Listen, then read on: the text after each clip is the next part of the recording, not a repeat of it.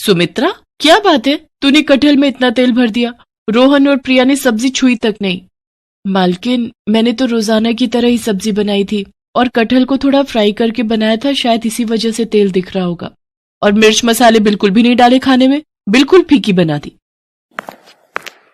ओ सुमित्रा, बात सुन, इसकी बातों को मत सुना कर। तेरे हाथ की सब्जियां बहुत स्वादिष्ट होती हैं। अभी बहू को पका पकाया मिल जाता है ना, इसीलिए उसे काम वालियों की कदर नहीं। जिस दिन तू कभी ना आए, एक फुल्का बनाने भी रसोई में नहीं घुसती।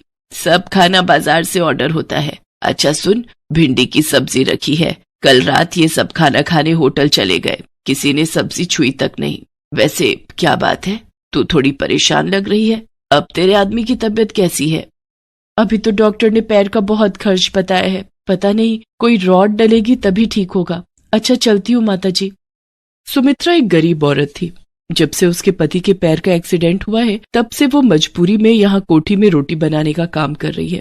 सुमित्रा की मालकिन शोभा अच्छे स्वभाव की नहीं है, पर सुमित्रा अकेली ही कमाने वाली है, इसीलिए वो यहाँ काम करके 2 पैसे कमा लेती है। माँ, आज बहुत देर लगा दी, मुझे बहुत भूख लगी थी, घर में कुछ भी खाने को नहीं रखा है। माँ, ये क्या लाई हो? ये मैं भिंडी की सब्जी लाई हूँ। तुम्हें भिंडी पसंद है ना? मैं अभी तुम दोनों के लिए और तुम्हारे पापा के लिए रोटी सेक देती हूँ, फिर गरम गरम रोटी भिंडी के साथ खाना। सुमित्रा, आज मेरी इस हालत की वजह से तुम्हें कितने दुख झेलने पड़ रहे हैं। काश उस एक्सीडेंट में मैं मर ही जाता। खबरदार, जो ऐसी बात कही, आज कह दिया, आगे से मत कहना। अरे तुम ही तो मेरा संसार हो, तुम्हारे बिना तो हम तीनों नहीं रह सकते। देखना, एक दिन तुम जरूर ठीक हो जाओगे। सुमित्रा बहुत हिम्मत वाली थी। वो अपने पति को हमेशा हिम्मत देती रहती थी, पर एक दिन सुमित्रा की हिम्मत खुद ही टूट गई जब उसकी मालकिन ने अचानक से उसे नौकरी से निकाल दिया। पर मालकिन, कोई कमी है तो वो बता दो, मैं वो दूर कर दूंगी। ऐसे अचानक से आप मुझे नौकरी से निकाल दो कि मेरे पास कोई और घर भी नहीं है काम करने का। मेरा बहुत नुकसान हो जाएगा मालकिन। अरे शोभा, एक बार सोच ले, अगली बेचारी को कितने समय से तूने काम पर रखा हुआ है और अचानक से तू इसे निकाल रही है। इसका पति वैसे ही बीमार है, घर में 2 छोटी छोटी बच्चियां भी हैं। ऐसे किसी के पेट पर लात क्यों मार रही है? माँ जी, आप चुप रहिए। आपको ज्यादा पता है या मुझे पता है इस घर का? सुमित्रा, मैंने तुम्हारा हिसाब कर दिया है। ये तुम्हारे इस महीने के 2 दिन आई हो, तुम ये 2 दिन के रुपए ले जाओ, कल से मत आना। सुमित्रा रोती हुई घर चली जाती है। घर पहुंचकर वो अपने पति को सारी बात कहती है। वो भी ये सब सुनकर बहुत परेशान हो जाता है। अचानक से सुमित्रा को कौन काम देगा? हर कोई एकदम से विश्वास भी नहीं करता, और वो भी एक रोटी बनाने वाली पर।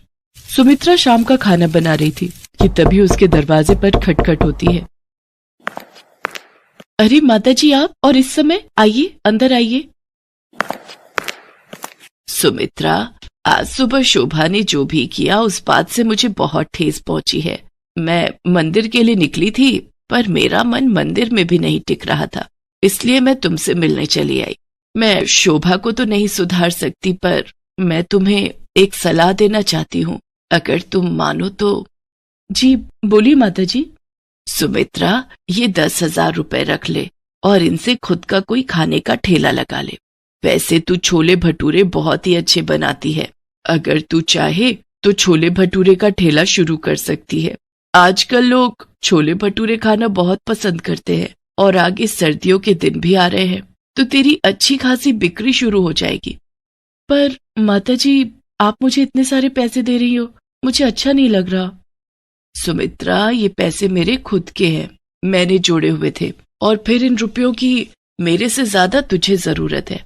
अब तू देर मत कर, इन रुपयों से जल्दी से छोले भटूरे का ठेला शुरू कर दे, फिर मैं गरम गरम छोले भटूरे खाने आऊंगी। उन रुपयों को देखकर सुमित्रा के मन में हिम्मत जाग जाती है, और वो माताजी को दिल से शुक्रिया करती है। आज मुसीबत की इस घड़ी में माताजी उसके लिए ईश्वर का रूप बनकर आई थी। माताजी की सलाह सुमित्रा और उसके पति को ठीक लगती है, और अगले ही दिन सुमित्रा छोले भटूरे का ठेला लगाने के लिए सारा सामान इकट्ठा कर लेती है, और 2-3 दिन में ही उसका छोले भटूरे का ठेला शुरू हो जाता है। पहले तो कभी नहीं देखा, लगता है बाजार में ये छोले भटूरे वाली नहीं आई है। भैया बहुत ही स्वादिष्ट छोले भटूरे बनाती है, साथ में प्याज, चटनी, अचार और बूंदी का रायता भी 1 प्लेट खाई थी कल मैंने। भैया सचमुच आनंद आ गया बता रहे। अच्छा एक काम करते हैं, 1 प्लेट खा लेते हैं चलकर, गरम गरम है, मजा आ जाएगा। 2 प्लेट छोले भटूरे देना और प्याज और अचार ज्यादा कर देना। ठीक है, अभी देती हूँ। आप दोनों के लिए भैया जी। हमें भी 1-1 प्लेट छोले भटूरे लगा दो। भटूरे थोड़े करारे देना है। सुमित्रा का छोले भटूरे का ठेला चल पड़ता है। उसमें नया आत्मविश्वास पैदा होता है। धीरे धीरे वो छोले भटूरे के ठेले से अच्छे पैसे कमाने लगती है और एक छोटी दुकान किराए पर ले लेती है। अब सुमित्रा की छोले भटूरे की दुकान थी। उसके साथ साथ गाजर का हलवा, मूंग की दाल का हलवा, गुलाब जामुन और कुछ मिठाइयां भी बेचनी शुरू कर दी थी। सुमित्रा ने काफी अच्छे पैसे कमा लिए थे। एक दिन वो माताजी से मिलने गई। नमस्ते मालकिन, वो माताजी से मिलना था।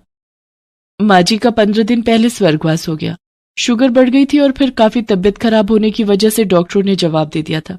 कुछ काम था माँ जी से, मुझे काम से जाना है, मुझे देर हो रही है। माताजी के गुजरने की खबर सुनकर सुमित्रा की आंखों में आंसू आ जाते हैं। आज उन्हीं के कारण उसके पास पैसे और काम था। सुमित्रा जो रुपए माताजी को वापस करने गई थी, उन रुपयों से वो गरीबों में माताजी के नाम का दान करती है ताकि उनकी आत्मा को शांति मिल सके। सुमित्रा के पति के पैर का ऑपरेशन भी ठीक ठाक हो जाता है। अब दोनों पति पत्नी मिलकर छोले भटूरे की दुकान चलाते थे। पर आज भी सुमित्रा माताजी के एहसान को नहीं भूल पाई थी। इसीलिए वो उनकी याद में महीने में 1 दिन छोले भटूरे बनाकर गरीबों में बांटती थी। इस वीडियो को लाइक करें, हमारे चैनल को सब्सक्राइब करें, बेल आइकन जरूर प्रेस करें हमारी न्यू वीडियो सबसे पहले देखने के लिए।